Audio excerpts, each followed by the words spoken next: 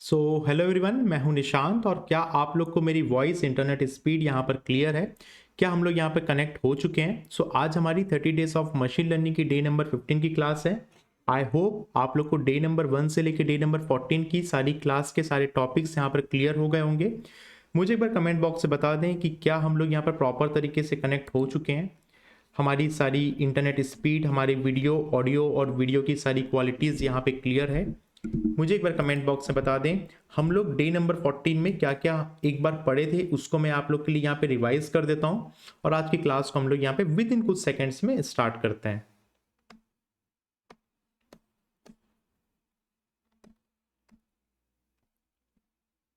चलिए आज हम लोग सबसे पहले छोटा सा एक रिवीजन ले लेते हैं। डे नंबर 14 में हम लोगों ने क्या क्या चीज़ें पढ़ी थी। डे नंबर 14 में हम लोगों ने हमारे जो यूनिवेरिएट इंप्यूटेशन है, यूनिवेरिएट इंप्यूटेशन के सारे टॉपिक्स हम लोगों ने कंप्लीट कर लिए थे।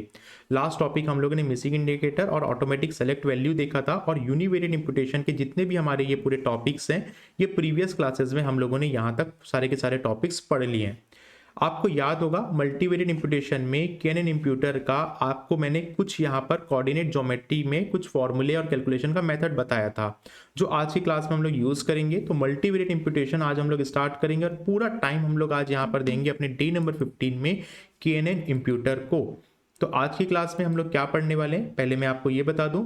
आज की क्लास में हम लोग केएनएन इंप्यूटर में इंप्यूटेशन टेक्निक, इंप्यूटेशन मेथड को समझने वाले हैं। जो प्रीवियस क्लासेस में मैंने आपको 2D और 3D कोऑर्डिनेट ज्योमेट्री में कैसे डिस्टेंस निकालते हैं बताया था, वो आज हम लोग को कैलकुलेशन में यहाँ पर यूज आने वाला है। तो आज की जो हमारी पूरी क्लास है डेडिकेटेड क्लास है केएनएन इंप्यूटर में। और आज हम लोग यहाँ पे मल्टीवेरिएट इंप्यूटेशन की जो टेक्निक है केएनएन इंप्यूटर, इसको हम लोग आज यहाँ पे देख रहे हैं कि कैसे मिसिंग वैल्यू के अंदर केएनएन इंप्यूटर टेक्निक को यूज करके हम लोग यहाँ पर अपने डेटा को फिल करते हैं। और नेक्स्ट क्लास हमारी इंटीग्रेटिव इंप्यूटर से रिलेटेड होगी और हमारा ये टॉपिक कंप्लीट हो जाएगा। जिस टॉपिक को अभी हम लोग पढ़ रहे हैं फीचर इंजीनियरिंग के अंदर मिसिंग वैल्यू इंप्यूटेशन को। तो अब सबसे पहले हम लोग ये देखते हैं कि केएनएन इंप्यूटर होता क्या है। केएनएन इंप्यूटर यहाँ पर पहले मैं आपको ये बता दूं केएनएन इंप्यूटर का जो फुल फॉर्म है वो क्या है। आपको प्रीवियस क्लास में मैंने बताया था। आज जो हम लोग पढ़ने वाले हैं वो है हमारा के नियरेस्ट नाइबर की, जिसको हम लोग शॉर्ट फॉर्म में जो बोलते हैं वो हम लोग बोलते हैं क्या, के एन एन। ठीक है। और आज हम लोग के एन एन में इंप्यूट कैसे करते हैं अपनी वैल्यू को, वो हम लोग आज यहाँ पर देखने वाले, सीखने वाले हैं। हम लोग सबसे पहले आज कैलकुलेशन के थ्रू सीखेंगे। कैलकुलेशन में आपको बताऊंगा कि कैसे हम लोग केएनएन इंप्यूटर में मेथड में कैसे कैलकुलेट करते हैं। उसके बाद मैं आपको प्रैक्टिकली वहां पर जाकर पाइथन में कोड लिखकर बताऊंगा। तो हम लोग यहाँ पर क्या करते हैं, सबसे पहले एक डेफिनेशन को यहाँ पे रीड कर लेते हैं जो आपको स्क्रीन में यहाँ पे दिख रही है। उसके बाद हम लोग यहाँ पर जो है एक एग्जांपल के थ्रू समझेंगे कि क्या होता है केएनएन इंप्यूटर। तो देखिए आप लोग के लिए मैं यहाँ पर एक बार डेफिनेशन पढ़ता हूँ। KNN imputer is a scikit learn class used to fill out और predict the missing value in the data set. यदि एक डेटा सेट है, इस डेटा सेट में यदि मुझे वैल्यू को यहाँ पर इंप्यूट करना है, मतलब कि इस वैल्यू को यहाँ पर फिल करना है, तो मैं यहाँ पर केएनएन इंप्यूटर को यूज करता हूँ। या फिर हम लोग एक माइंडसेट या डेटा सेट में से ना एक वैल्यू को, मिसिंग डेटा की वैल्यू को यहाँ पे प्रिडिक्ट करते हैं। अभी तक हम लोग क्या करते थे, फिल करते थे, अभी हम लोग यहाँ पे प्रिडिक्ट करते हैं। कैसे करते हैं अभी आपको आगे चलकर समझ में आएगा। It is more useful method which works on the basic approach on KNN algorithm. ये किसी भी ऐसे एल्गोरिथम में जो भी अभी हम लोग पढ़ रहे थे उससे एकदम अलग तरीके से यूजफुल मेथड है, जो आपको अभी मैं करके बताऊंगा कि क्यों इसको यूजफुल बोला जा रहा है। क्योंकि ये एक सीधा स्ट्रेट फॉरवर्ड अटेम्प्ट होता है किसी भी सॉल्यूशन का। ठीक है। उसके बाद हम लोग क्या करते हैं, और यहां पर मैं आगे पढ़ता हूं इसके लिए। In this approach very specific and distance from to the missing value which is also known as the k parameter। इसको k parameter के अंदर आता है, ये मैं अभी थोड़ी देर में आपको बता देता हूँ। The missing value will be predict or reference the mean of the neighbors। अभी आप देखिए इस लाइन का मतलब, the missing value will be predict it reference to the mean of the neighbours. यहाँ पे नाइबर्स का जो है रोल बहुत बड़ा है। इस वैल्यू के लिए मैं क्या करता हूं, इस नाइबर इस पड़ोसी वैल्यू के पास हम लोग जाते हैं और यहाँ पर केएनएन वैल्यू को इंप्यूट करते हैं। अब यही चीज हमको यहाँ पर पूरी की पूरी चीजों में समझना है। मैं आपको सबसे पहले बता दूं कि के वैल्यू होती क्या है, के नियरेस्ट नाइबर होता क्या है। जिस ये जो नाइबर्स की बात कर रहे हैं हम लोग, इस नाइबर की बात कर रहे हैं, इसकी मीन वैल्यू हमको निकालना होता है। ये होता क्या है, देखिए क्या है, k equal to the number of nearest neighbour of the new unknown variable that has to be predict or classified is denoted by the symbol k। अब ये जो k है ना, ये जो सिंबल k है वो इस वैल्यू का के नाइबर मतलब कि नियरेस्ट नाइबर क्या है, 28 है, 34 है, 26 है, 50 है। तो हम लोग क्या करते हैं, हम लोग ना सबसे पहले दो स्टेप फॉलो करते हैं। पहला स्टेप फॉलो करते हैं कि हम लोग सबसे पहले एक नाइबर कौन है, इसका नियरेस्ट नाइबर कौन है, ये सबसे पहले हम लोग फाइंड करते हैं। उसके बाद हम लोग ना एक मीन वैल्यू निकालते हैं, ठीक है, जिससे हम लोग इस वैल्यू को जो है यहाँ पर फिल आउट कर पाते हैं। ये जो मीन वैल्यू की मैं बात कर रहा हूँ ये डेफिनेशन में लिखी हुई है, आप देखिए यहाँ पर filling all the values with mean और मीडियन, ठीक है, यहां पर भी लिखा हुआ है मीन ऑफ द नाइबर्स। तो हम लोग क्या करते हैं, यदि ये मिसिंग डेटा है, आप इस एग्जांपल से समझिए, यदि एक मिसिंग डेटा है, इस मिसिंग डेटा में मुझे ये डेटा निकालना है, तो मैं पहले ये टू नंबर रो के साथ कंपेयर करूंगा, 1 नंबर रो को मतलब 28 को कंपेयर करूंगा, फिर मैं 2 को कंपेयर करूंगा 3 के साथ, वैसे ही मैं 2 को कंपेयर करूंगा 4 के साथ, 2 को कंपेयर करूंगा 5 के साथ, और उसके बाद इन 4 तरीके से मैं उसको कंपेयर करूंगा। और कंपेयर करने के बाद मैं देखूंगा कि नियरेस्ट वैल्यू कौन सी है, नियरेस्ट डिस्टेंस वैल्यू कौन सी है, और उसके बाद उसका मैं मीन और मीडियन निकालूंगा। अभी आपको थोड़ा सा कॉम्प्लिकेटेड लग रहा होगा, लेकिन जैसे ही मैं अभी आपको यहाँ पर एग्जांपल और कैलकुलेशन समझाऊंगा, धीरे धीरे आपको सारी चीजें समझ में आ जाएगी। अभी ये हम लोग केवल इस बुकिश लैंग्वेज को यहाँ पर रीड कर रहे हैं।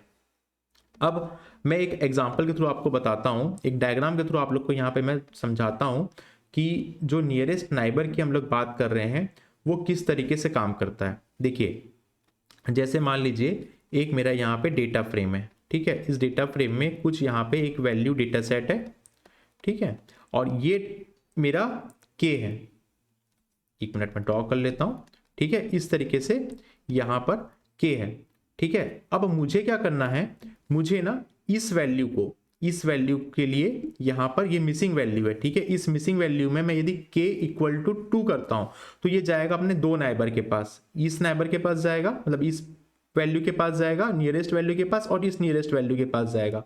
यदि मैं k इक्वल टू 3 करता हूं तो हो सकता है वो अपने इस नियरेस्ट वैल्यू के पास जाए, ठीक है, और यहां पर इन तीनों वैल्यू का मीन या मीडियन निकल जाए और ये वैल्यू को मैं फिल आउट कर दूं। आपको ये चीज यहां पर मैं एक एग्जांपल के थ्रू समझाता हूं तो आपको बहुत जल्दी समझ में आएगी। तो हम लोग क्या करते हैं, हम लोग ना यहाँ पर एक और टॉपिक को देख लेते हैं जो आज हम लोग यूज करने वाले हैं, यूक्लिडियन डिस्टेंस को। तो साइकिट लर्न के अंदर ये आपको लिंक प्रोवाइड किया गया है, इस लिंक को मैं यहाँ पे ओपन करता हूँ। इस लिंक में आप देखेंगे, मैंने प्रीवियस क्लास में भी ये लिंक ओपन करके बताया था, इसमें आपके पास एक एग्जाम्पल है। इस एग्जाम्पल को आप देखिए, माफ करिए, आपके पास यहाँ पर एक फॉर्मूला है, एग्जाम्पल नहीं एक फॉर्मूला है, जिस फॉर्मूले के बारे में मैंने लास्ट क्लास में आपको बताया था। इस फॉर्मूले में आपको मैंने बताया था कि कोऑर्डिनेट ज्योमेट्री में x एंड y इन दोनों की वैल्यू को यहाँ पे कैलकुलेट करने के लिए हम लोग यूज करते हैं यहाँ पर x2 माइनस x1 का whole square plus y2 minus y1 का होल स्क्वायर, यदि ये 2D है तो, ठीक है, और यदि ये x y z है, यदि ये 3 है तो यहाँ पर हम लोग क्या करेंगे, z2 माइनस z1 करेंगे। तो यही फॉर्मूले को हम लोग यहाँ पर यूज करेंगे, जो हमारा यूक्लिडियन डिस्टेंस है, ठीक है, इसके लिए बस यहाँ पर एक परिवर्तन हो जाता है, इसके आगे लग जाता है यहाँ पर वेट, ठीक है, यहाँ पर लग जाता है वेट। और इस वेट का क्या है डेफिनेशन, ये देखिए आप, यहाँ पर यही फॉर्मूला लिखा हुआ है, ये है आपका स्क्वायर रूट, जो ये स्क्वायर रूट की बात हो रही है, ये है आपका यहाँ पर वेट, ये वेट आपको जो दिख रहा है ये आपका वेट है 4/3, और उसके बाद वही फॉर्मूला है यहाँ पर, जो फॉर्मूले को मैंने लास्ट क्लास में आपको बताया था। और वेट क्या है यहाँ पर, वेट है आपका total number of coordinates divided by number of present coordinate. ये फॉर्मूले को हम लोग आज यहाँ पर कैलकुलेशन में यूज करने वाले हैं, जो बिल्कुल डिस्टेंस वाला फॉर्मूला है, इसमें यूक्लिडियन डिस्टेंस में केवल सामने में लग जाता है वेट। यही फॉर्मूला मैंने यहाँ पे लिखा हुआ है, आप देख सकते हैं, ठीक है। ये फॉर्मूले को मैं यहाँ पर आपको इस तरीके से भी लिख के दिखा देता हूँ। देखिए वेट, यहाँ पर वेट आएगा इनटू यहाँ पर आपका जो वैल्यू आएगा, यहाँ पर आपका जो वैल्यू आएगा, यहाँ पर जो आपका वैल्यू आएगा स्क्वायर रूट के अंदर वेट, मैंने यहाँ पे ये वेट लिख दिया, into distance from to the present coordinate. तो यहाँ पर यदि आपके दो कोऑर्डिनेट यूज करेंगे तो आप x2 माइनस x1 का whole square plus y2 minus y1 का होल स्क्वायर, और इस तरीके से हम लोग इस फॉर्मूले को यूज करके क्या कैलकुलेट करते हैं, नन यूक्लिडियन डिस्टेंस को हम लोग यहाँ पर कैलकुलेट करते हैं। इसीलिए मैंने लास्ट क्लास में कोऑर्डिनेट ज्योमेट्री में कैसे हम लोग डिस्टेंस को कैलकुलेट करते हैं बताया था। तो आपको ये फॉर्मूला याद रखना है। अब यूक्लिडियन डिस्टेंस क्या होता है मशीन लर्निंग के लिए ये मैं आपको बता दूं, उसके बाद हम लोग यहाँ पे कैलकुलेशन स्टार्ट करेंगे। समझ में तो आपको वैसे भी आ गया होगा, लास्ट क्लास आपने पढ़ लिया है, तो यहाँ पर फिर भी एक बार हम लोग यहाँ पे डेफिनेशन को यहाँ पे पढ़ लेते हैं। क्या लिखा हुआ है, Euclidean distance is used in many machine learning algorithm as a default distance matrix to measure the similarity between two records observation. हम लोग यूक्लिडियन डिस्टेंस को अभी भी और आगे चलकर भी कई सारे एल्गोरिथम में यूज करेंगे। हमेशा इसको यूज किया जाता है किसी मैट्रिक या मेजरमेंट को, सिमिलरिटी को, यहाँ पर टू रिकॉर्ड को यहाँ पर ऑब्जर्वेशन के लिए इसको यूज किया जाता है। However, the observation to be compared the must include features are the continue and have a numeric variable like weight, height and salary। अब आप देखिए इस तरीके की वैल्यू जब हम लोग बात करते हैं वेट की, हाइट की, सैलरी की, मतलब कि न्यूमरिक वैल्यू, यहाँ पर ही आप यूक्लिडियन डिस्टेंस को यूज कर सकते हो। जो फॉर्मूला मैंने लास्ट क्लास में आपको बताया था। अब हम लोग नन यूक्लिडियन डिस्टेंस को यूज करेंगे जिसमें सामने क्या आ जाएगा, सिर्फ और सिर्फ यहाँ पे वेट आ जाएगा। ये जो है इसके आगे यहाँ पर वेट आ जाएगा, और वेट का क्या है यहाँ पर फॉर्मूला, ये मैंने आपको यहाँ बताया है। अभी मैं आगे चलकर आपको यहाँ पर दिखाऊंगा भी कैलकुलेशन में। ये है आपका वेट का फॉर्मूला। वेट का फॉर्मूले में यहाँ वेट में क्या आएगा, total number of coordinates, hash मतलब कि नंबर ऑफ आएगा यहाँ पे हैश मतलब कि नंबर ऑफ प्रेजेंट कोऑर्डिनेट आएगा। ठीक है, तो चलिए हम लोग कैलकुलेशन को स्टार्ट करते हैं। अब देखिए हम लोग को ना दो स्टेप फॉलो करना है किसी भी KNN वैल्यू को यहाँ पर इंप्यूट करने के लिए। दो स्टेप यहाँ पे सबसे जरूरी होते हैं। सबसे पहला स्टेप होता है फाइंड K नियरेस्ट नाइबर। हम लोग सबसे पहले क्या करते हैं, एक नियरेस्ट नाइबर को यहाँ पर फाइंड करते हैं कि भाई इस वैल्यू में सबसे नियरेस्ट वाला नाइबर कौन सा होगा। उसके बाद ही हम लोग उस वैल्यू को फाइंड कर सकते हैं। तो पहला स्टेप और दूसरा स्टेप क्या होता है ये मैं आपको यहाँ पे बताता हूँ। तो अभी हम लोग पहले स्टेप के लिए कि कैसे हम लोग K नियरेस्ट नाइबर को यूज करते हैं ये हम लोग यहाँ पर समझेंगे, जिसके लिए हम लोग को एक कैलकुलेशन समझना होगा। इस कैलकुलेशन को मैं यहाँ पर आपको करके बताऊंगा। सबसे पहले आप देखिए ये मेरे पास एक डेटा सेट है, एग्जाम्पल नंबर 1 देखिए। इस डेटा सेट में मुझे ये वैल्यू, आपकी जो वैल्यू दिख रही है, इस वैल्यू को मुझे यहाँ पर क्या करना है, फाइंड करना है। ठीक है, इस वैल्यू के लिए मैं दो रो यूज करूंगा, रो नंबर 1 और रो नंबर 2। रो नंबर 1 यहाँ पर आपको दिख रही है और ये रो नंबर 2 मुझे दिख रही है। तो चलिए हम लोग इस वैल्यू के लिए रो नंबर 1 और रो नंबर 2 को यूज करते हुए फॉर्मूले को यहाँ पर अटेम्प्ट करते हैं, और इस फॉर्मूले में कैसे कैसे आपको वैल्यू रखना है ये मैं आपको यहाँ पर समझाते जाता हूँ। तो मैं क्या करता हूँ, पहले ना हम लोग यहाँ पर एक वर्ड फाइल ओपन कर लेते हैं जो हमारी नोट्स की फाइल है। और आप लोग को मेरी वॉइस वगैरह क्लियर है ना, थोड़ा जोर से आपको आवाज़ तो नहीं आ रही है, मैं माइक दूर करूँ। हम लोग ना आज की जो क्लास है उस क्लास में यहाँ पर आपको जो हमारा जो आज का टॉपिक है उसमें ना मैं हैंड रिटन आपको कैलकुलेशन करके बताऊंगा, जिससे कि आपका नोट्स भी अपडेट हो जाए। तो जो मैं यहाँ पे काम कर रहा हूँ इसको मैं लास्ट में PDF को अटैच करके आपको ये प्रोवाइड कर दूंगा, जिससे कि आपको ये कैलकुलेशन में हैंड रिटन नोट्स भी मिल जाए। तो चलिए हम लोग यहाँ पे कैलकुलेशन स्टार्ट करेंगे।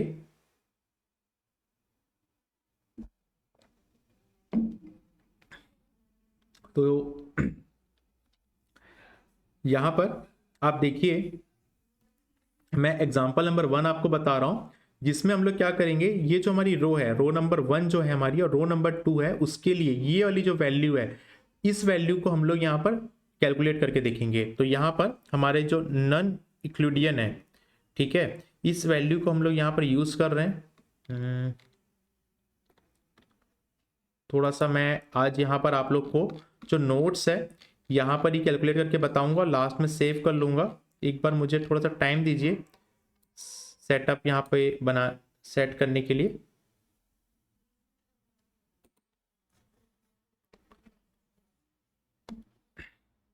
ठीक है, साउंड वगैरह क्लियर है ना आप लोगों को? मुझे बताओ माइक मुझे दूर रखना है या थोड़ा सा पास में रखना है? क्लियर है आप लोग को साउंड? ठीक है, देखिए कैलकुलेशन पे ध्यान दीजिए। हम लोग कर क्या रहे हैं, हम लोग फर्स्ट और सेकंड रो में इस वैल्यू के लिए नॉन यूक्लिडियन यहाँ पे कैलकुलेट कर रहे हैं। ये हमारा एग्जांपल नंबर 1 है। मैं यहाँ पर NaN, ठीक है, यूक्लिडियन डिस्टेंस कैलकुलेट कर रहा हूँ, ठीक है। तो यहाँ पर मान लीजिए इस वैल्यू के लिए हम लोग यहाँ पर इक्वल टू लेके वही फॉर्मूला यूज कर रहे हैं जो फॉर्मूला हम लोग ऊपर में पढ़े हैं।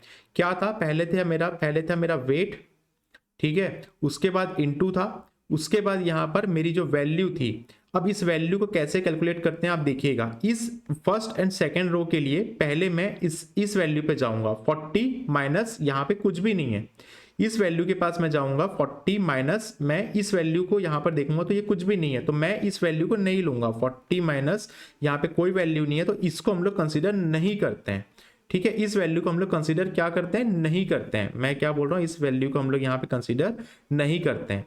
अब हम लोग आगे जाते हैं, प्लस करेंगे हम लोग यहाँ पे, और यहाँ पर हम लोग इस वैल्यू के पास जाएंगे 37 माइनस 48 के पास। तो यहाँ पे 37 माइनस 48 का मैं यहाँ पे होल स्क्वायर करूंगा एज ए फॉर्मूला के अकॉर्डिंग जो हम लोग काम कर रहे हैं।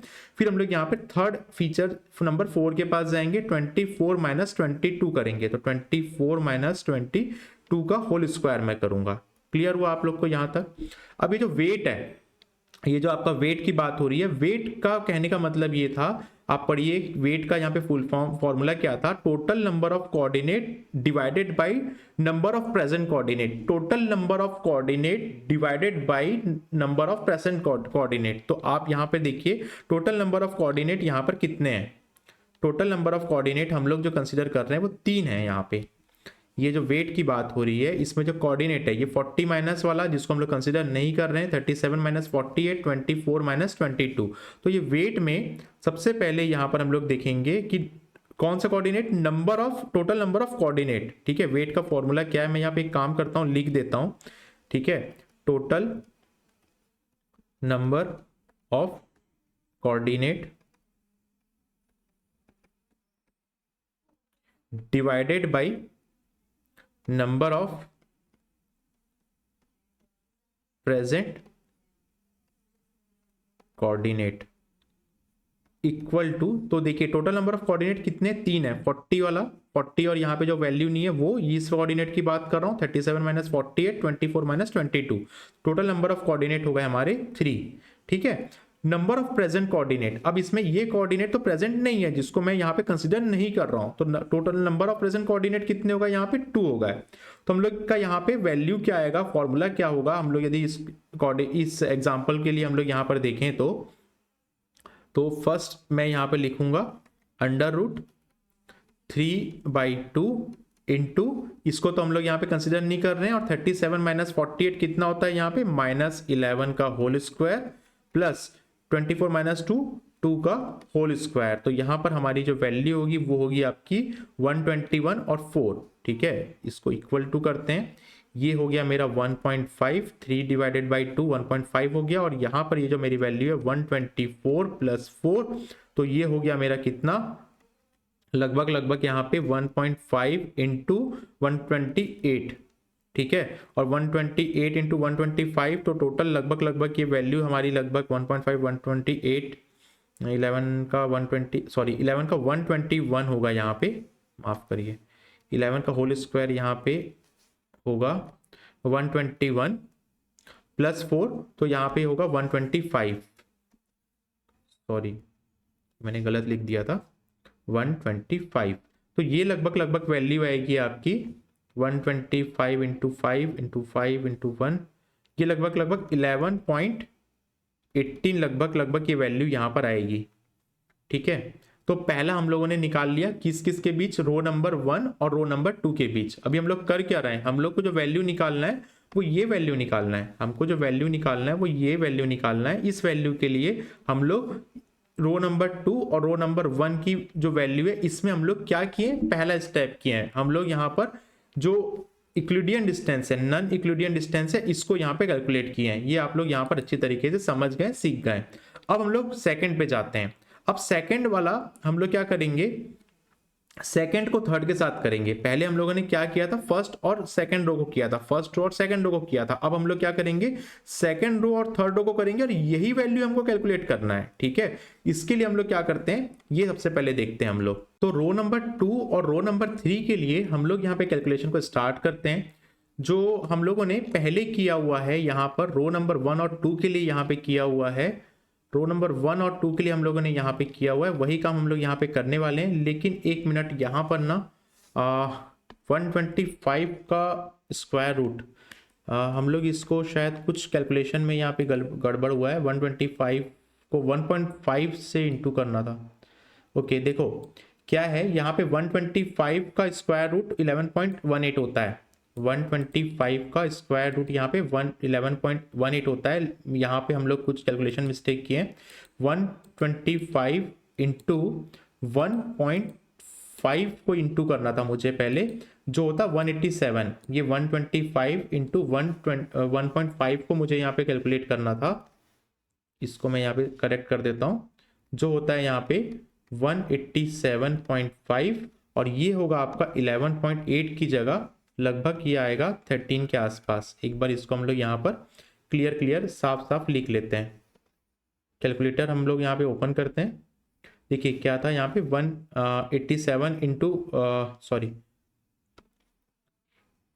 125 इंटू 1.5, 187.5 था। यदि मैं इसको स्क्वायर रूट के अंदर डालूं तो ये कितना आ रहा है वैल्यू, 13.69। तो यहाँ पर वैल्यू आएगी आपकी 13.69, 13.69।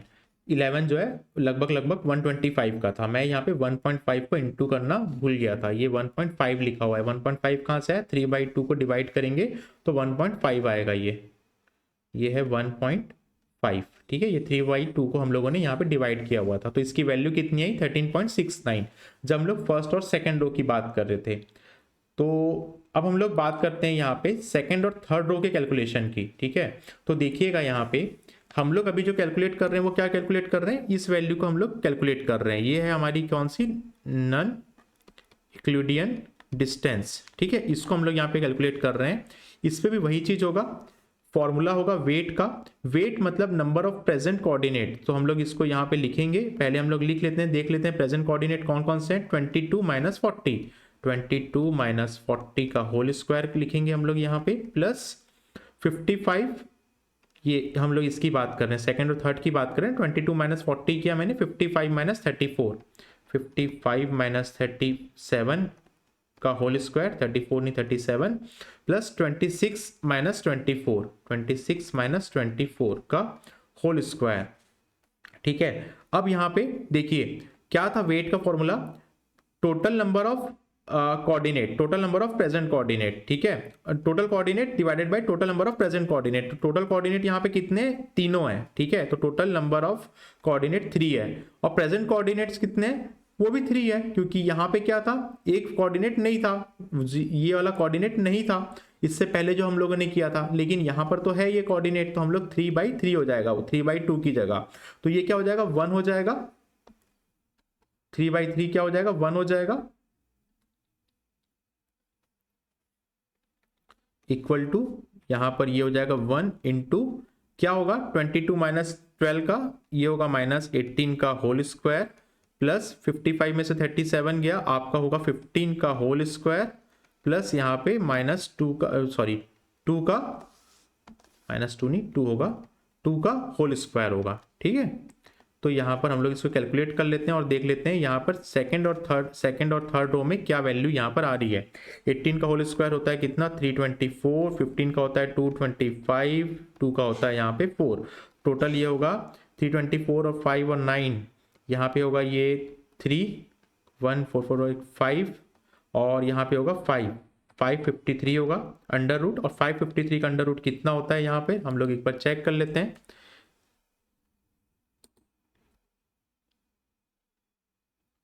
553 का अंडर रूट होता है यहाँ पे 23.5, हम लोग यहाँ पर वैल्यू इसकी आ जाएगी 23.5। ये हम लोगों ने यहाँ तक कैलकुलेट कर लिया, जब मैं बात कर रहा हूँ किसकी, रो नंबर सेकंड की और रो नंबर 3 की। क्लियर हुआ। अब हम लोग और आगे बढ़ते हैं, देखते हैं यहाँ पे थर्ड नंबर। ठीक है, अब यहाँ पे क्या बनेगा, सेकंड और फोर्थ के साथ हम लोग यहाँ पे कैलकुलेशन करेंगे। सेकंड और फोर्थ के साथ यहाँ पे कैलकुलेशन करते हैं हम लोग। आपको समझ में आ रहा होगा पहले हम लोगों ने क्या किया है, पहले हम लोगों ने एग्जाम्पल नंबर 1 जो मैंने बताया था 2 और 1 के साथ किया है यहाँ पे काम।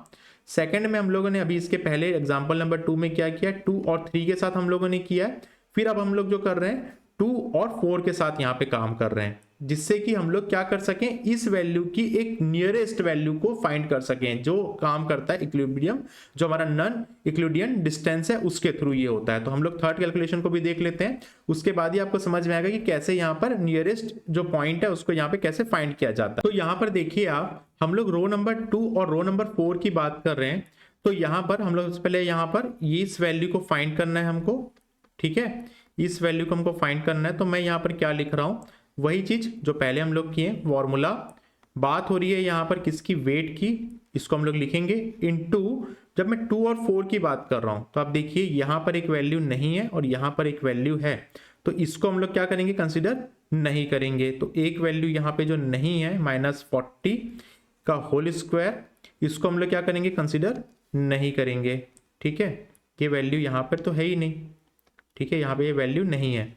ठीक है, तो इसको हम लोग कंसिडर नहीं करेंगे। प्लस अब बात करते हैं 30 - 37, यस ये वैल्यू है यहाँ पे, तो इसे हम लोग कंसिडर करेंगे 30 - 37 का होल स्क्वायर। प्लस यहाँ पर, अब यहाँ पर देखिए यहाँ पर भी वैल्यू नहीं है। ठीक है, तो इसको भी हम लोग क्या करेंगे, कंसिडर नहीं करेंगे। यहाँ पे वैल्यू थी 30 - 34, इसको हम लोगों ने कंसिडर किया, तो यहाँ पर एक वैल्यू नहीं है -24, इसका होल स्क्वायर, इसको भी हम लोग यहाँ पे कंसिडर नहीं करेंगे। इस वैल्यू को और इस वैल्यू को दोनों कंसिडर नहीं करेंगे। तो यहाँ पे कैलकुलेशन क्या होगा, वेट कितना होगा, यहाँ पे वेट क्या बोला था आपको, ये बोला था total number of coordinate. Total number of coordinate कितने, 3 है।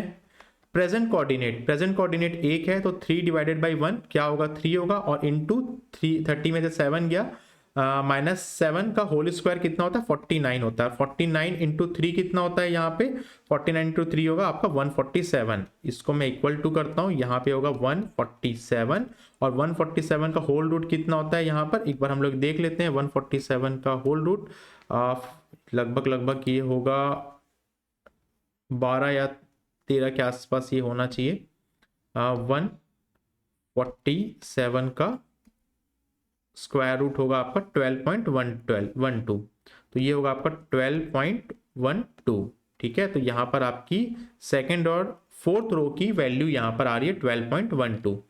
ये सब चीजें क्लियर हुई। अब लास्ट आपका बच्चा है सेकंड और फिफ्थ के साथ, रो नंबर 2 और रो नंबर 5 के साथ हम लोग यहाँ पे कैलकुलेट करते हैं। तो देखिए रो नंबर 2 और रो नंबर 5 की यहाँ पे बात हो रही है, वैल्यू यही निकाल रहे हैं। रो नंबर 2 की वैल्यू हम लोग यहाँ पर निकालना है हमें। अब 2 और 5 में यहाँ पे मैं लिखता हूँ, वही बात काम होगा जो पहले से करते आ रहे हैं, वेट इनटू क्या होगा यहाँ पे 20 - 40, ये 20 - 40 की बात हो रही है।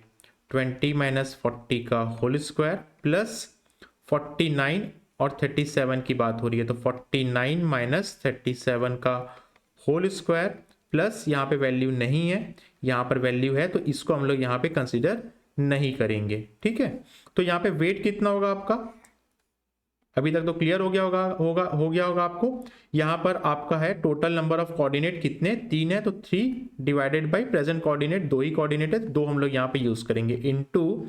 और ये चीज कैलकुलेशन में इसलिए बता रहा हूँ ना, क्योंकि ये चीज ना आपको माइनर यहाँ पे कैलकुलेशन से ही समझ में आने वाली है। अभी मैं कोड लिखूंगा तो ये बहुत जल्दी फास्ट हो जाएगा, आपको कैसे ये कैलकुलेट हो क्या आया, रिप्लेस वैल्यू, ये आपको पता नहीं होगा, जो आपको आगे चल के बहुत प्रॉब्लम क्रिएट कर सकता है। तो ये होगा कितना, 220 का -20 का होल स्क्वायर होगा आपका 400 प्लस 49 - 37, 7 और 8 ये होगा आपका 144 का होल स्क्वायर नहीं होगा यहाँ पे, 144 होल स्क्वायर तो मैंने ऑलरेडी कर दिया है। ठीक है, अब आगे हम लोग कैलकुलेट करते हैं। 40 और 144 होगा आपका 554,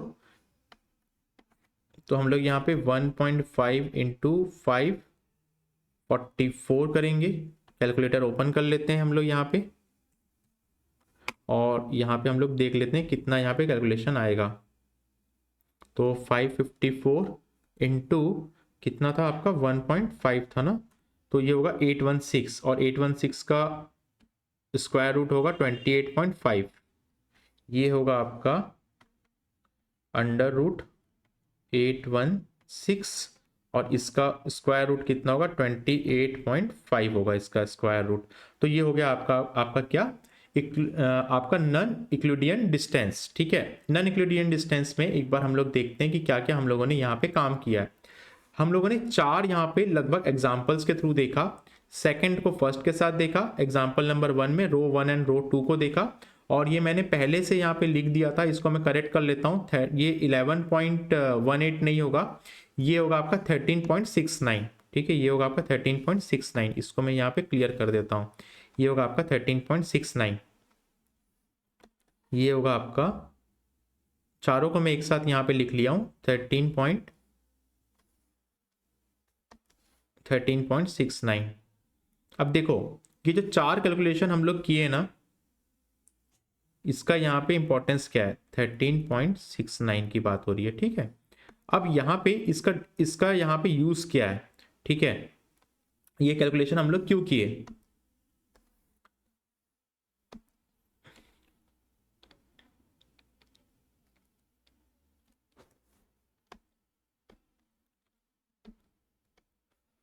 हमको ये वैल्यू फाइंड करनी है। सेकेंड रो का फर्स्ट रो के साथ हम लोग इक्विलिब्रियम नॉन यूक्लिडियन डिस्टेंस हम लोग यहाँ पे निकाले। इक्विलिब्रियम नहीं, इक्लूडियन है। ठीक है, इक्लूडियन है ना, मैंने इक्विलिब्रियम यदि कर दिया होगा तो थोड़ा सा गलती हो गई, इक्लूडियन है। ठीक है, अब हम लोग यहाँ पे इस वैल्यू के लिए सेकंड और फर्स्ट रो को यहाँ पर हम लोग क्या किए, कैलकुलेट किए। इक्लूडियन डिस्टेंस हम लोग यहाँ पे निकाले, नॉन इक्लूडियन डिस्टेंस हम लोग यहाँ पे निकाले। फिर हम लोग सेकंड में क्या किए, सेकंड और थर्ड रो को देखे। ये सेकंड और थर्ड रो की बात हुई यहाँ पे, इसका एक वैल्यू निकाले। फिर हम लोग क्या किए, थर्ड सेकंड और फोर्थ के साथ हम लोग यही काम किए। हम लोग क्या किए, सेकंड और फोर्थ के साथ ये काम किए। देखिए सेकंड और फोर्थ के साथ ये काम किए, फिर सेकंड और फिफ्थ के साथ ये काम किए। तो हम लोग क्या किए, इस वैल्यू को निकालने के लिए बार बार सेकंड का 1 के साथ, सेकंड का 3 के साथ, फिर सेकंड का 4 के साथ, फिर सेकंड का 5 के साथ बार बार यूक्लिडियन डिस्टेंस हम लोग यहाँ पे निकाले। तो हमारे पास 4 वैल्यू यहाँ पे है। क्या क्या वैल्यू है हमारे पास, देखिए 13.69 एक वैल्यू है हमारे पास, एक वैल्यू है हमारे पास 23.5, एक वैल्यू है 20.12 और एक वैल्यू है हमारे पास 28.5। अब मैं पूछूं आपसे, इन 4 वैल्यू में क्या आपके पास 2 ऐसी कौन सी वैल्यू है जो नियरेस्ट है। ठीक है, तो यहाँ पे 2 वैल्यू मुझे दिख रही है। पहली वैल्यू दिख रही है मुझे 13.69 और दूसरी वैल्यू मुझे दिख रही है यहाँ पे 12.12, मतलब रो नंबर 4 में और रो नंबर 1 में, रो नंबर 4 में और रो नंबर 1 में हमारी जो वैल्यू है वो कौन सी वैल्यू है, वो आपकी यूक्लिडियन डिस्टेंस में नियरेस्ट वैल्यू है। ये रो नंबर 1 में और रो नंबर 4 की जो वैल्यू है वो आपकी कौन सी वैल्यू है, नियरेस्ट वैल्यू है। इस तरीके से हम लोग यूक्लिडियन डिस्टेंस से नियरेस्ट वैल्यू को यहाँ पे फाइंड करते हैं। तो पहला स्टेप हमारा क्या था, मैंने जो आपको पहले बताया था, 2 स्टेप की मैंने बात की थी ऊपर में। आप देखिए मैंने 2 स्टेप्स की यहाँ पे बात की थी। पहला स्टेप की मैंने बात की थी आपको KNN की वैल्यू फाइंड करने के लिए कि आप फाइंड के नियरेस्ट नाइबर निकालते हैं। तो मैंने यूक्लिडियन डिस्टेंस यहाँ पे निकाला और 4 तरीके से आपको 4 वैल्यू बताई। इन 4 में आपकी नियरेस्ट, यदि मैं 2 की बात करूं, यदि मैं k की वैल्यू 2 रखूं और मैं 2 वैल्यू के साथ यहाँ पे नियरेस्ट वैल्यू निकालूं, यदि मैं k को 2 एज्यूम करूं, तो यहाँ पर 2 वैल्यू मुझे दिखा रही है, रो नंबर 1 की और रो नंबर 4 की, जो नियरेस्ट वैल्यू है 13 पॉइंट आपका कितना है 69 है और यहाँ पे 12.12 है। ठीक है, तो आप देखिए यहां पर, इसको भी मैं यहां पे सुधार दूं सबसे पहले जाके।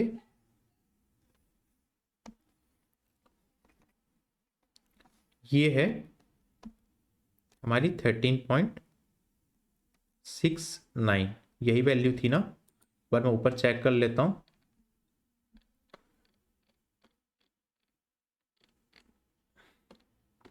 थोड़ा सा ये स्लो चल रहा है क्योंकि मैं वर्ड पे लिख रहा हूं यहाँ पे डायरेक्टली लाइव में। यस 13.69 था। ठीक है, तो यहां पर रो नंबर 1 और रो नंबर 4 में हम लोगों ने देखा कि 2 वैल्यू यहाँ पे जो है नियरेस्ट वैल्यू है, रो नंबर 1 और रो नंबर 4 की बात की। अब देखिए मैंने 2 स्टेप आपको बताया था, वो कैसे होता है। मैं यहाँ पे थोड़ा सा इरेज कर देता हूं और उसके बाद आप लोग को यहाँ पे समझाता हूं।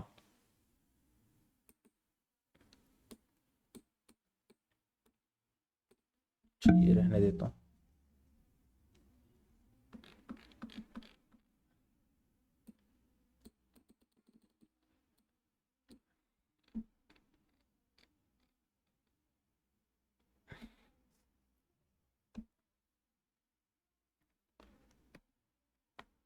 देखिए, यदि मेरी k की वैल्यू 2 है, ठीक है, तो मेरे पास दो नियरेस्ट नाइबर्स हैं।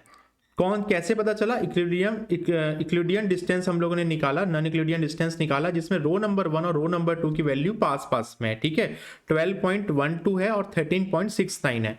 तो हम लोग क्या करेंगे, ये रो नंबर 1 और रो नंबर 4 की ये जो वैल्यू है, रो नंबर 1 की वैल्यू क्या है, पहले तो मुझे क्या पता चला, नियरेस्ट नाइबर पता चला। ये स्टेप नंबर 1 था मेरा, फाइंड द के नियरेस्ट नाइबर। के की वैल्यू यदि मैं 2 रखूं, ठीक है, तो मैं दो वैल्यू को यहां पर देखूंगा कि कौन सी वैल्यू नियरेस्ट वैल्यू है। जैसे कि मैंने आपको बताया भी था कि यहाँ पे एक वैल्यू है, यदि ये दो वैल्यू को यहाँ पे कंपेयर करेगा, ठीक है, ये वैल्यू मुझे फाइंड करनी है, इसको दो वैल्यू को कंपेयर करेगा। यदि के की वैल्यू यहाँ पे 2 है, यदि वो दो वैल्यू को यहाँ पे कंपेयर करेगा, तो हम लोग क्या करेंगे, इसका मीन और मीडियन निकालेंगे। मैंने बताया था आपको।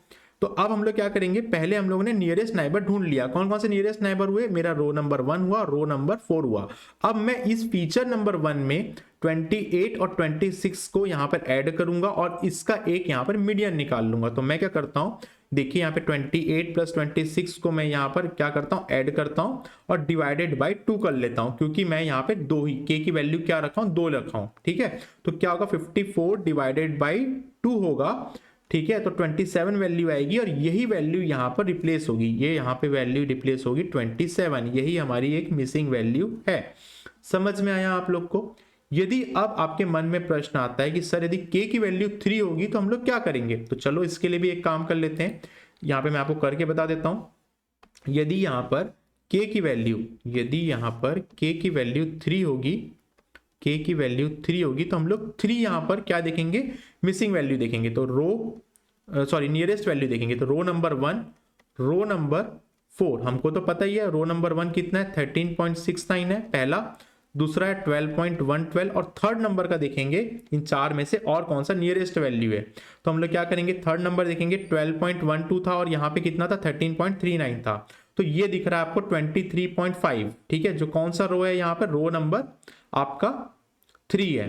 तो रो नंबर 3 की भी वैल्यू हम लोग ले लेंगे, 23.5 है यहाँ पर, 23 रो नंबर 3 की वैल्यू है 23.5। तो तीन नियरेस्ट वैल्यू का हम लोग यहाँ पे क्या करेंगे, मीडियन निकाल देंगे। 28 प्लस 26 प्लस यहाँ पर थर्ड वैल्यू क्या है, रो नंबर 3 की थर्ड वैल्यू है 34। तो हम लोग यहाँ पे 34 ले लेंगे और डिवाइडेड बाई यहाँ पे 3 कर लेंगे।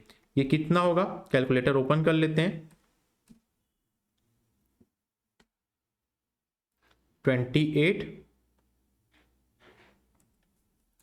28 प्लस 26 और कौन सी वैल्यू है यहाँ पे, 28 प्लस 26 प्लस 34 डिवाइडेड बाई 3 कर लेते हैं। तो होगा आपका 29.3। तो यहाँ पे आएगी वैल्यू कितनी, 29.3। यहाँ पे वैल्यू आएगी आपकी 29.3। तो हमारी जो मिसिंग वैल्यू 27 की जगह k की वैल्यू यदि हम लोग 3 रखते हैं, तो यहाँ पे मिसिंग वैल्यू क्या होगी, 27 की जगह 29.3 यहाँ पे इसकी मिसिंग वैल्यू हो जाएगी। तो आपको क्लियर हुआ, कैलकुलेशन समझ में आया कि हम लोग कैसे k की वैल्यू के अकॉर्डिंग नियरेस्ट वैल्यू को सबसे पहले फाइंड करते हैं। मैंने आपको जो बताया कि नियरेस्ट नाइबर कैसे फाइंड करते हैं, हमारी इक्लूडियन डिस्टेंस के थ्रू फाइंड करते हैं। इक्लूडियन डिस्टेंस को कैलकुलेट करने का फॉर्मूला मैंने बताया, उस फॉर्मूले के अंदर हम लोगों ने अलग अलग वैल्यू को देखा। अब इसके कुछ एडवांटेजेस और डिसएडवांटेजेस है। एडवांटेजेस ये है कि बहुत ही एग्जैक्ट और अच्छा मेथड है, ये बहुत अच्छी एफिशिएंसी के साथ काम करता है, लेकिन यहाँ पर बहुत ज़्यादा कैलकुलेशन होता है, क्योंकि ये तो बहुत छोटा सा था। तो भी आप देखिए कितने बार ये कैलकुलेट हुआ, और इसका कैलकुलेशन आना आपको जरूरी है, ठीक है। ये कोड में समझ में नहीं आता कि ये कैसे हुआ, दैट्स वाई यहाँ पर हम लोग थोड़ा सा मैथमेटिक्स के थ्रू इसको समझते हैं। आई होप आपको कैलकुलेशन समझ में आ गया होगा। तो ये इसका एडवांटेज क्या है, एडवांटेज तो यही है, सबसे पहला एडवांटेज कि बहुत ही ज़्यादा सटीक और बहुत एफिशिएंसी देने वाला यहाँ पे इम्पुटेशन मेथड होता है। दूसरा यहाँ पे डिसएडवांटेज ये होता है कि इसमें बहुत ज़्यादा कैलकुलेशन होता है, तो हमारा जो सर्वर है बहुत लोडेड हो जाता है, हमारा जो ट्रेनिंग डेटा सेट है वो बहुत ज़्यादा लोडेड हो जाता है, क्योंकि बार बार वो कैलकुलेशन होता है और बार बार वहाँ पे जाके हमारा प्रिडिक्शन जो है शो होता है, तो हमारी एफिशिएंसी भी कम ज़्यादा होती है। तो हम लोग के की वैल्यू को यहाँ पे अलग अलग फ्लक्चुएट कर करके देखते हैं। अब हम लोग इसी काम को कोडिंग के थ्रू करके देखेंगे। कोडिंग में इतना ज्यादा माइन्यूट आपको समझ में नहीं आएगा कैलकुलेशन, लेकिन हम लोग नन वैल्यू में कैसे KNN को अप्लाई करते हैं ये हम लोग यहाँ पर कोडिंग के थ्रू समझेंगे। तो चलिए यहाँ पर कैलकुलेशन वाला पार्ट हमारा हो गया, आपको समझ में भी आ गया होगा। अब हम लोग यहाँ पे कोडिंग को स्टार्ट करते हैं और देखते हैं हम लोग KNN इंप्यूटेशन को कोडिंग में हम लोग कैसे यहाँ पर यूज करते हैं। तो मैं यहाँ पे जाके हमारा जुपिटर नोटबुक जो है उसे ओपन कर लेता हूँ।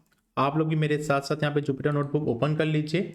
और कभी भी आप लोग पढ़ रहे हो तो आप याद रखें कि आपको कोडिंग वाले पार्ट को बिल्कुल भी स्किप नहीं करना है, चाहे हम लोग को थ्योरी में वो टॉपिक समझ में क्यों ना आ गया हो।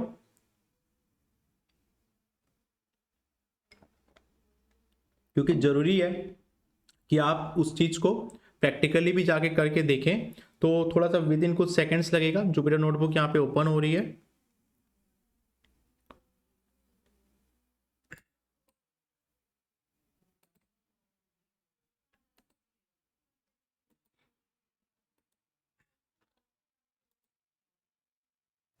तो हम लोग यहाँ पर एक नई फाइल ओपन कर लेते हैं और ये जो आप लोग को जो नोट्स है ये आपको मैं प्रोवाइड कर दूंगा, इसमें पूरा कैलकुलेशन है।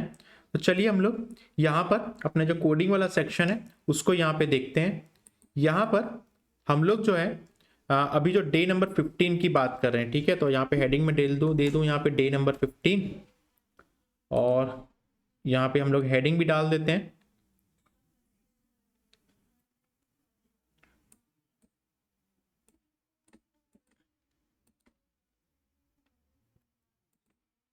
यहाँ पे हम लोग हेडिंग डाल देते हैं।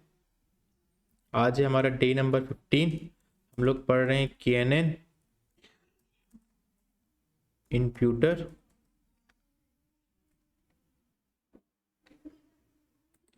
यहाँ पर हम लोग जो है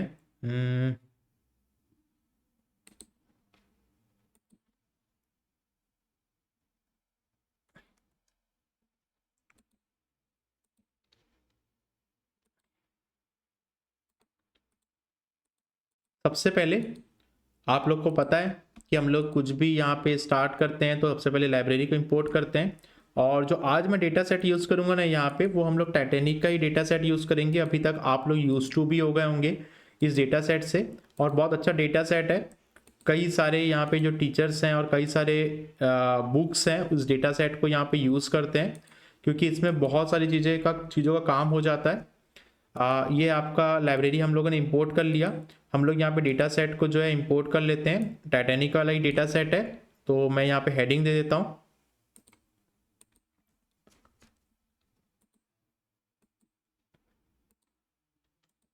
हमने फर्स्ट काम लाइब्रेरी इंपोर्ट कर लिया, सेकंड हम लोग यहाँ पे डेटा सेट को जो है इंपोर्ट कर रहे हैं।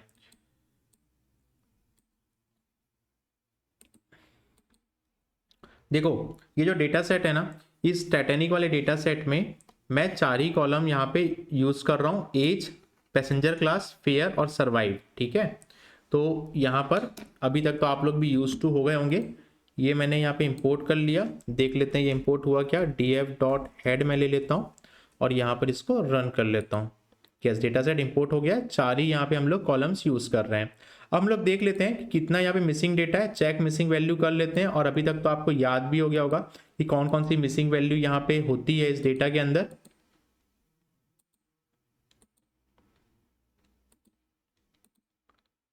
यहाँ पे जाके df.null और हम लोग मीन से इसको जो है 100 को कर देंगे तो परसेंटेज है मुझे पता चल जाएगा मिसिंग वैल्यू यहाँ पे कितनी है।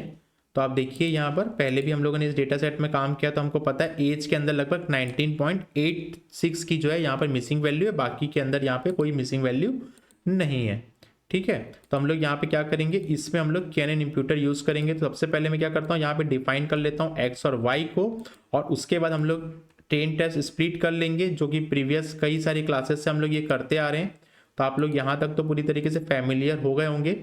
मैं यहाँ पे फटाफट x और y को यहाँ पे डिफाइन कर लेता हूँ। x के अंदर वो कॉलम्स जो कि यहाँ पे सर्वाइव्ड नहीं किए हैं उसको हम लोग यहाँ पे ड्रॉप कर देंगे और y के अंदर सर्वाइव्ड वाले कॉलम को हम लोग यहाँ पे लिख लेंगे। उसके बाद मैं यहाँ पे ट्रेन टेस्ट स्प्लिट लगाऊंगा और हम लोग ट्रेन के अंदर डेटा को चेक कर लेंगे क्या डेटा हमारा यहाँ पे लोड हो गया है। तो यहाँ पर ये सब वही काम है जो पहले हम लोग करते हुए आए हैं, अभी कोई नया चीज़ हम लोग नहीं कर रहे हैं। ये लगभग हर कोड में ये काम करना होता है, डेटा को इंपोर्ट करना होता है, लाइब्रेरी इंपोर्ट करना होता है। तो मैं यहाँ पे एक्सटेन को यहाँ पे रन करा लेता हूँ। ये ट्रेन टेस्ट स्प्लिट हमने अप्लाई कर दिया, एक्सटेन के अंदर मेरा जो वैल्यू है वो यहाँ पे आ चुका है।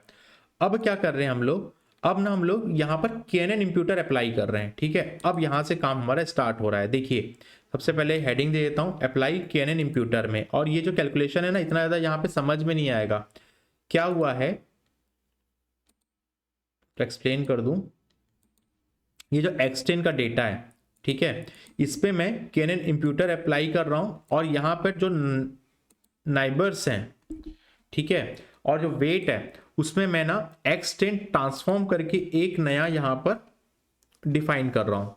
देखिए KNN का फीड ट्रांसफॉर्म में जो एक्सटेंड है इसको मैं क्या कर रहा हूँ, एक्सटेंड ट्रांसफॉर्म कर रहा हूँ और एक्सटेंड ट्रांसफॉर्म कर रहा हूँ। ठीक है, ये दो मैं यहाँ पर नया वेरिएबल बना ले रहा हूँ और इसके अंदर मैं फीड कर रहा हूँ जो पहले भी हम लोग किए हैं। लेकिन KNN इम्प्यूटर में n नाइबर्स इक्वल टू 1 है यहाँ पर और वेट इक्वल टू डिस्टेंस है, ये इसका सिंटैक्स होता है।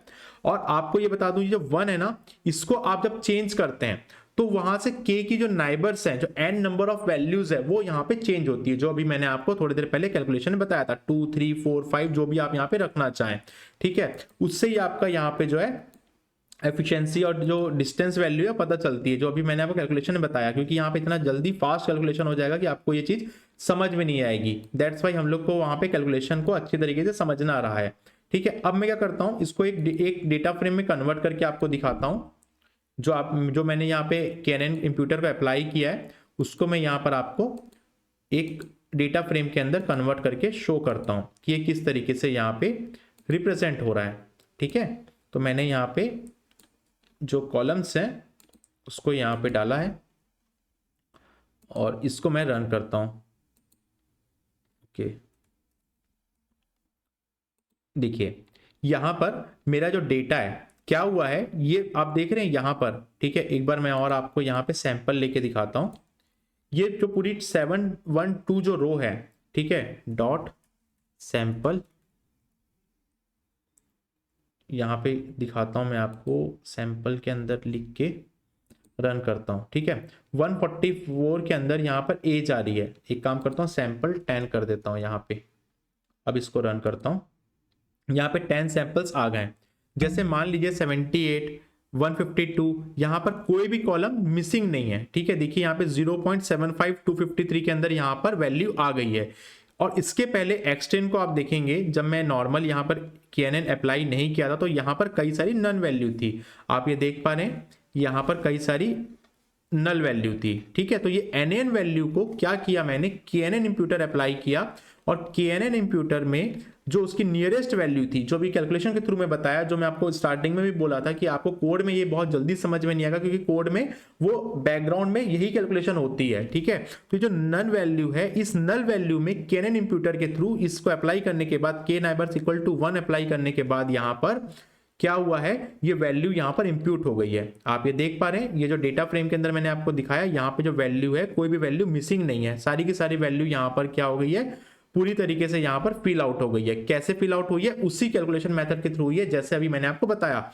नहीं तो यहाँ पे 8 नहीं आता, यहाँ पर 4 नहीं होता, यहाँ पर 0.75 नहीं होता, क्योंकि देखिए यहाँ पे 48 20 51 ऐसे अलग अलग वैल्यू आई है ना।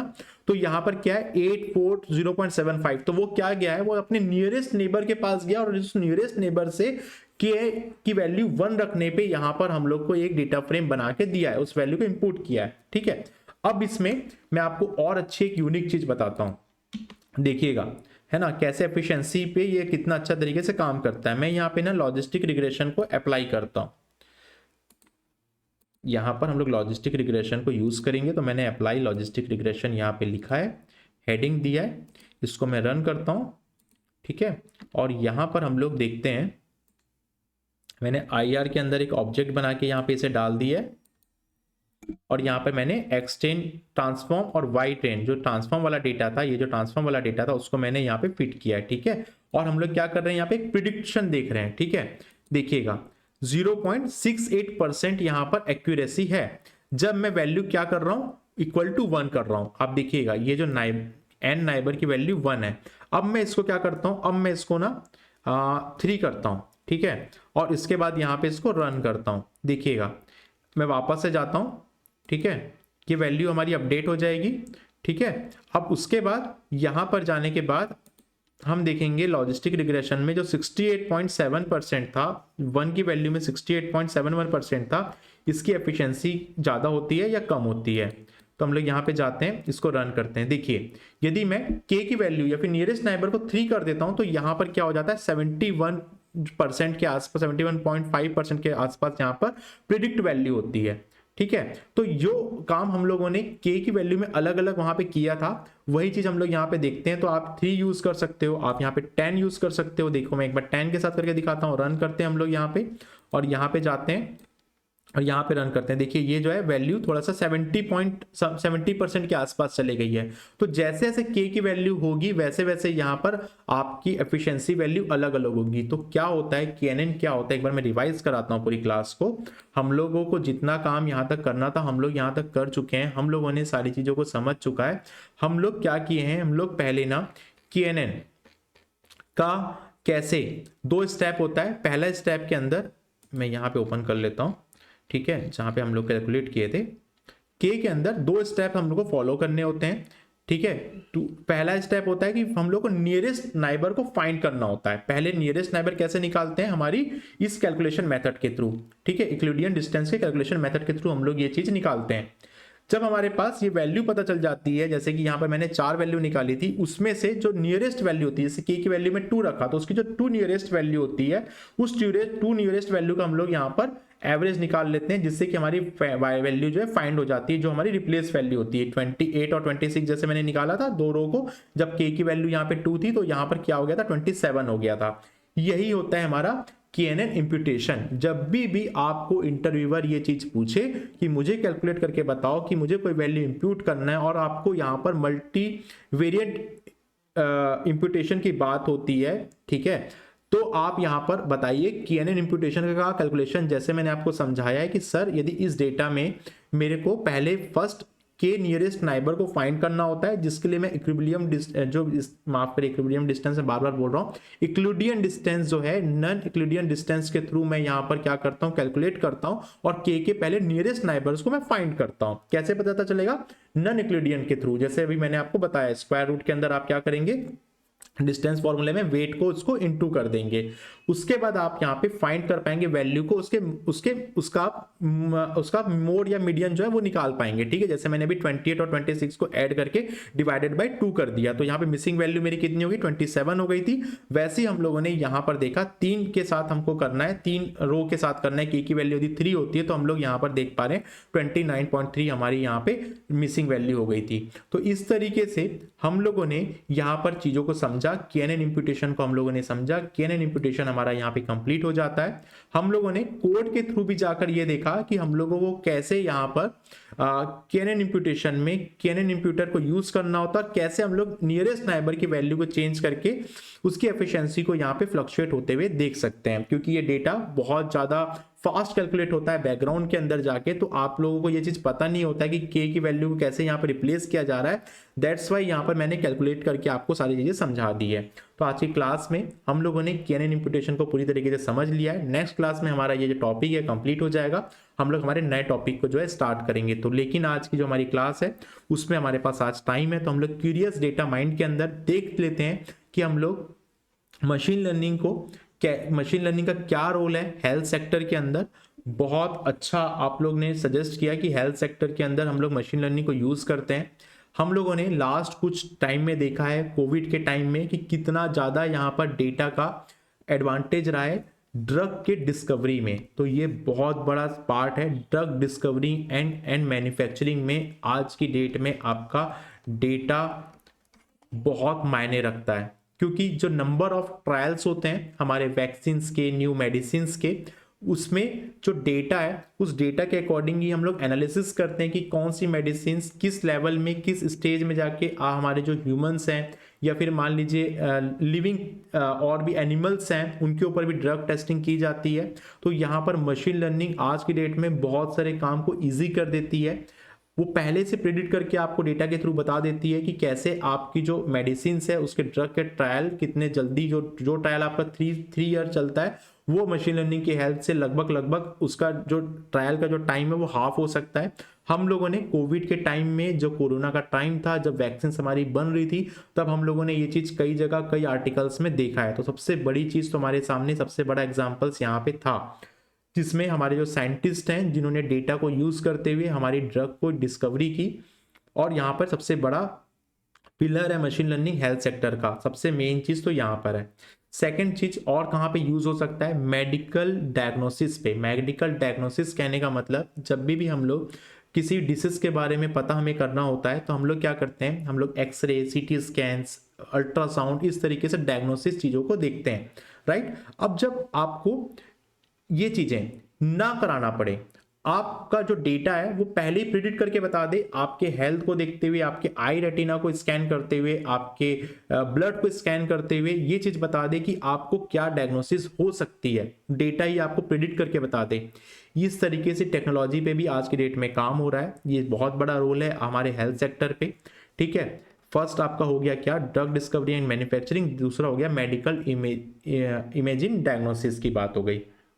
Second, behaviour modification. हम लोग कई तरीके के ऐप और बाकी चीज़ों को देख रहे हैं कि हम लोग किस तरीके से ट्रैक करते हैं। हमारी चाहे स्मार्ट वॉच हो गई, चाहे कितने सारे डिवाइसेस हो गए जो हमारे डेटा को रिकॉर्ड करते हैं और उसके अकॉर्डिंग हमारे बिहेवियर को बताते हैं कि हम लोग को किस तरीके से सजेस्ट करते हैं। हमारे कई सारे मशीन लर्निंग मॉडल्स होते हैं, हमको किस तरीके से यहाँ पे डाइट लेनी चाहिए, किस तरीके से हमको और कितना वॉक करना चाहिए, कितनी यहाँ पे आपको कैलोरीज वगैरह जो है बर्न करनी चाहिए। उसके अकॉर्डिंग आप देखेंगे स्मार्ट हेल्थ रिकॉर्ड, जो भी मैंने आपको बताया, क्लिनिकल ट्रायल एंड रिसर्च, जो हम लोग क्लिनिकल ट्रायल करते हैं, जो मैंने वैक्सीन के बारे में बताया, ठीक है, उसके लिए ये काम आता है। क्राउड सोर्सिंग, डेटा कलेक्शन करने के लिए मशीन लर्निंग ऑब्वियस सी बात है जरूरी है। रेडियोथेरेपी के लिए जरूरी होती है, और यहाँ पर आउटब्रेक प्रिडिक्शन के लिए भी मशीन लर्निंग यहाँ पे यूज होती है। अब यहाँ पर मैं 2 आर्टिकल्स ओपन करता हूँ और हम लोग इस टॉपिक को यहाँ पे शॉर्ट में एक रीड करते हैं कि क्या क्या यहाँ पे चीज़ें यूज़ की जाती है, मशीन लर्निंग कितनी यूज़फुल है यहाँ पर हमारे हेल्थ सेक्टर में। ये डेटा क्यूरियस माइंड के अंदर हम लोगों ने ये टॉपिक को इसलिए रखा है जिससे कि आपको ये चीज़ पता चल सके कि हम लोग आज की डेट में हम लोग जो मशीन लर्निंग पढ़ रहे हैं वो कितना ज़्यादा ज़रूरी चीज़ है। तो आप मेरे स्क्रीन पे देखिए, यहाँ पर जो हमारे ब्लॉग है ओपन हो चुके हैं। हम लोग यदि बात करें फ्यूचर ऑफ हेल्थ केयर की, जो 2024 के अकॉर्डिंग यदि मैं डेटा बोलूं आपको, तो आप यहाँ पर देख सकते हैं मेरे स्क्रीन पे यहाँ पे साफ साफ लिखा हुआ है कि हम लोग 11% ऑफ द ग्लोबल जीडीपी पे इस सेक्टर पे अभी काम हो रहा है। This technologies and transforming this sector which accounts of 11% of global GDP, जिसकी वर्थ होती है लगभग 9 ट्रिलियन पर ईयर। कई कंट्री की यहाँ पर जो ओवरऑल जो जीडीपी होती है उससे ज़्यादा ये है, 11% होता है, लगभग 9 ट्रिलियन पर ईयर। हमारा जो हेल्थ केयर है, ठीक है, मैं ग्लोबल हेल्थ केयर की बात कर रहा हूँ। इस ग्लोबल हेल्थ केयर में सबसे बड़ा जो काम है हमारे फार्मास्यूटिकल सेक्टर्स में, बहुत बड़ा एक जीडीपी का ये ओरिजिन होता है। दूसरी बात, इस हेल्थ सेक्टर के अंदर यदि हम लोग बात करें तो यहाँ पर क्या प्रिडिक्ट किया गया है इस ब्लॉग के अकॉर्डिंग, इस आर्टिकल के अकॉर्डिंग, ये मैं आपको बता दूं। एआई के आ जाने के बाद हमारा जो हेल्थ केयर है उसमें जो ग्लोबल मार्केट है, global market of for AI in the health care is a 16 billion in 2020। 16.6 billion 2020 का ये डेटा है, जो प्रोजेक्टेड हो रहा है CAGR, मतलब कि आपका cost of annual growth rate, CAGR, जो बिजनेस के अंदर हम लोग जो हमारी जो एनुअल ग्रोथ रेट जो होता है उसको हम लोग CAGR बोलते हैं। जो एनुअली बात हो रही है 40.2% के अकॉर्डिंग ये बढ़ रहा है, जो लगभग $173.55 तक टच करेगा 2029 के अकॉर्डिंग। तो ये बहुत बड़ा ट्रांसफॉर्मिंग चीज होने वाली है एआई के हेल्थ केयर के अंदर आने के बाद, जिसमें मशीन लर्निंग का बहुत बड़ा योगदान है। यदि हम लोग एशिया पैसिफिक की ही बात करें तो इसका CAGR मतलब cost of annual growth rate जो है हमारा है ना, 85% हो जाएगा यहाँ पे 2028 तक का। हम लोगों ने ये चीज़ देखा हुआ है पहले ही कोविड के टाइम में कि हम लोगों के लिए ये कितना ज़्यादा ज़रूरी रहा है डेटा, कि जिस डेटा के अकॉर्डिंग हम लोग यहाँ पे कितने सारे काम कर पाए। अब यहाँ पर मैं कुछ एग्जांपल्स आपको बता देता हूँ कि मशीन लर्निंग के हेल्थ केयर में क्या क्या एग्जांपल्स हैं जो यहाँ पर प्रैक्टिकली आज की डेट में यूज़ किए जा रहे हैं, और अभी से नहीं बहुत पहले से यूज़ किए जा रहे हैं, ये भी मैं आपको बताऊँगा। देखिए, सबसे पहला तो चीज है कि हम ह्यूमन सबसे पहले इस काम पे लगे हुए हैं कि हम लोग पहले ही कोई प्रिडिक्ट कर लें डिसीज को। क्यों ना किसी डिसीज को होने से पहले मेरा डेटा बता दे कि इस व्यक्ति को इसके बॉडी के अकॉर्डिंग, जो भी हमारे आई रेटिना को स्कैन करके, हो सकता है हमारे ब्लड को स्कैन करके, हमारे डेटा को मैच करके, यदि हमारे पास बड़ा डेटा होता है तो हम लोग पहले से प्रिडिक्ट कर सकते हैं कि इसको कौन सी डिसीज हो सकती है, ठीक है, जिसके अकॉर्डिंग हम लोग पहले से प्रिकॉशंस ले लेंगे। सबसे बड़ा और सबसे मेन चीज यही है जिसमें सारी की सारी कंपनीज आज के डेट में यही फाइंड करने में काम करती है। दूसरा, चलो डिसीज से हम लोग बच नहीं पाए तो प्रोवाइडिंग मेडिकल डायग्नोस्टिक। अब मेडिकल डायग्नोस्टिक की बात करते हैं। सबसे पहले तो प्रिडिक्ट ही कर लो कि क्या डिसीज आपको हो सकती है, जिससे कि आप पहले से प्रिकॉशन ले लो, और उसके बाद डायग्नोसिस। कई सारी बीमारियां ऐसी होती है कि आपको बहुत बाद में पता चलती है, हम लोग उसकी डायग्नोस्टिक को ही करते रह जाते हैं। हम हमारे डॉक्टर्स कि हम लोग क्या मेडिसिन दें, जिसमें एआई के आ जाने के बाद, मशीन लर्निंग के यूज हो जाने के बाद, एआई एल्गोरिथम्स बन जाने के बाद यहाँ पर हम लोग मेडिकल में डायग्नोस्टिक का जो प्रोसेस है उसको फास्ट कर सकते हैं। हमारे डायग्नोस्टिक चीजें बहुत ज्यादा एडवांस हो सकती है, ये बहुत जरूरी चीज है। थर्ड, चलो भाई पहली बात तो हम लोग यदि प्रिडिक्ट नहीं कर पाए डिसीज हो गई, दूसरा चीज डायग्नोस्टिक को भी फास्ट कर लिया, उसके बाद भी यदि आप थर्ड स्टेज में पहुंच गए हो तो भी वहां पे क्या चीज हो सकता है, हम लोग नए ड्रग्स को डेवलप कर सकते हैं, बहुत जल्दी कर सकते हैं। कोविड में हम लोगों ने देखा कि ये एक वैक्सीन के ट्रायल में जहां 4-5 साल लग जाते थे, वो चीज हम लोगों ने 6 मंथ के अंदर, 1 ईयर के अंदर करके दिखाया है। कोविड की फर्स्ट वेव, सेकंड वेव के अकॉर्डिंग हम लोगों ने मेडिकल के अंदर, हेल्थ केयर के अंदर इसी डेटा के थ्रू हम लोग ये चीज करके दिखाए हैं। उसके अकॉर्डिंग, उसके अलावा है आपके पास ऑर्गेनाइज मेडिकल रिकॉर्ड, ये बहुत जरूरी है। इंडिया की बात करूं या फिर डेवलपिंग कंट्री या डेवलप कंट्री की बात करूं, यदि जो डेवलप कंट्रीज हैं वो लोग के मेडिकल रिकॉर्ड्स बहुत अच्छे हैं, जिससे कि वो लोग अपने हेल्थ केयर के बजट को, हेल्थ केयर की जो आपकी पॉलिसीज हैं उसको बहुत अच्छे तरीके से बना पाते हैं, और डेवलप्ड कंट्री जो है ये काम कर पाती है। और जो हमारी डेवलपिंग कंट्री है वो भी इस दिशा में काम कर रही है। तो ऑर्गेनाइज मेडिकल रिकॉर्ड्स भी बहुत जरूरी है किसी भी हमारे हेल्थ केयर के सेक्टर में। तो कई कंपनियां जो है इसी तरीके से काम कर रही है। कुछ एग्जांपल्स मैं आपको यहाँ पे बताता हूँ हमारे इस मशीन लर्निंग के। देखो 14 एग्जांपल्स के यदि मैं बात करूँ ना, सबसे पहले यहाँ पर आपको बताऊँ माइक्रोसॉफ्ट। अब आपको लगता है कि माइक्रोसॉफ्ट तो केवल और केवल यहाँ पे हमारे को कंप्यूटर और इस तरीके से सॉफ्टवेयर में हेल्प करती है, लेकिन नहीं। आपने कई बार बिल गेट्स को सुना होगा जिन्होंने वैक्सीन से रिलेटेड और कई सारी चीज़ों से रिलेटेड यहाँ पे बात की है। वैसे एक फाइजर एक कंपनी है, कैंसर की यदि मैं बात करूँ और इम्यूनिटी सिस्टम की बात करूँ तो फाइजर ने बहुत बेस्ट काम किया है। हम लोग यहाँ पर देखते हैं, जैसे कि मैं माइक्रोसॉफ्ट की बात करूँ तो माइक्रोसॉफ्ट यहाँ पर यूज कर रही है, फाउंडेड है 1975 से, ठीक है। यहाँ पर आप देखिए ट्यूमर्स के लिए healthy anatomy using 3D radiological image पे ये काम कर रही है। असिस्ट कर रहे हैं इसके मेडिकल एक्सपर्ट्स रेडियोथेरेपी को, सर्जिकल प्लानिंग को। जब आप इस चीज़ में रिसर्च करोगे हमारे हेल्थ टेक सेक्टर में तो आपको कई सारी नई नई चीज़ें पढ़ने के लिए मिलेगी। तो आज हमारी जो क्लास है बहुत ज़्यादा लंबी हम लोग नहीं कर सकते हैं, इस शॉर्ट डेटा क्यूरियस माइंड इसलिए ही रखा गया है आपके लिए, जिससे कि आपको रोज एक क्लास में एक नई चीज़ के बारे में जानने के लिए मिले, जिससे कि आपको मशीन लर्निंग क्यों पढ़ रहे हैं वो आपको समझ में आए, रियल टाइम एग्जांपल्स आपको समझ में आए। हम लोग इस पे एक डेडिकेटेड पूरी 2 घंटे की 1 घंटे की पूरी के क्लास ले सकते हैं इस डेटा क्यूरियस माइंड के अंदर, जिसको हम लोग स्टोरी टेलिंग बोलते हैं। जब हम लोग किसी भी एंड टू एंड प्रोजेक्ट को करते हैं तो हम लोग इसी तरीके से पूरी स्टोरी टेलिंग के साथ उस प्रोजेक्ट को कंप्लीट करते हैं, जो आज की क्लास में मेरे लिए इतना पॉसिबल नहीं है कि इस टॉपिक को मैं 2 घंटे तक आपको बताऊं, लेकिन एक शॉर्ट मेरे को डिस्क्रिप्शन आपको देना था कि हम लोग कैसे मशीन लर्निंग में हेल्थ केयर सेक्टर में काम हो रहा है, ये मुझे आपको बताना था। मुझे आगे की क्लास में ये बताते रहिए कि कौन कौन से टॉपिक्स आपको चाहिए। हम लोग थोड़ा सा फाइजर के बारे में बात करते हैं, क्योंकि ये बहुत पुरानी कंपनी है, 1848 की कंपनी है, न्यूयॉर्क में। इसने IBM और वॉशिंगटन AI टेक्नोलॉजी की हेल्प से मशीन लर्निंग में और NLP में बहुत अच्छा काम किया है। इम्यूनिटी के लिए इम्यूनोलॉजी रिसर्च में ये काम किया है। इम्यूनिटी सिस्टम बोलने का मतलब जो फाइट करता है कैंसर से, और आपको पता है कि आज तक कैंसर की इतनी अच्छी मेडिसिन नहीं बनी है, इतना अच्छा मेडिकल साइंस हो जाने के बाद भी, कि हम लोग इससे फाइट कर पाएं और पूरी तरीके से ठीक हो पाएं। लेकिन इन्होंने बहुत अच्छी तरीके से उस टेक्नोलॉजी को डेटा साइंस मशीन लर्निंग की हेल्प से किया है कि हम लोग पहले क्या है, हमारे कैंसर के पेशेंट को हम लोग कीमोथेरेपी देते थे, ठीक है। अब हम इन्होंने एक रिवर्स प्रोसेस स्टार्ट किया है जिसको हम लोग क्या बोलते हैं, इम्यूनोथेरेपी कहते हैं, कि हम लोग क्यों ना उसको उस कैंसर की सेल को खत्म करने की जगह उसमें क्यों ना हम लोग इम्यूनिटी के पावर को, उस पेशेंट के अंदर इम्यूनिटी के पावर को बढ़ा दें, ठीक है। थोड़ा सा मेडिकल साइंस से रिलेटेड ये चीजें हो जाती है, लेकिन आपको यहाँ पर समझना होगा कि इस कंपनी, जो हमारी फार्मास्यूटिकल कंपनी है, ठीक है, उसने ये पार्टनरशिप क्यों की है IBM के साथ। This partnership enable Pfizer to analyse large amount of patient data and develop faster insights on how to produce more impactful immuno-oncology treatment for the patient। मतलब ऑन्कोलॉजी मतलब कि कैंसर के जो पेशेंट हैं उनके इम्यूनिटी सिस्टम को ज्यादा तरीके से, अच्छी तरीके से, ज्यादा डेटा जब उसके पास होगा तो अच्छी तरीके से वो पेशेंट के लार्ज अमाउंट ऑफ डेटा को एनालाइज कर पाएगी। दैट्स वाई IBM ने वॉशिंगटन AI टेक्नोलॉजी के साथ, यहाँ पर फाइजर के साथ एक बॉन्ड किया, एक चीजों को किया और कई सारी चीजों पे यहाँ पर एनालाइज करके अपनी जो फास्टर टेक्नोलॉजी है, फास्टर जो आपकी इम्यूनिटी पिल्स को बनाने की जो उनकी टेक्नोलॉजी है, उसको और तरीके से यहाँ पे फास्ट किए। तो आप समझ सकते हैं आपके डेटा का कितना बड़ा पावर है।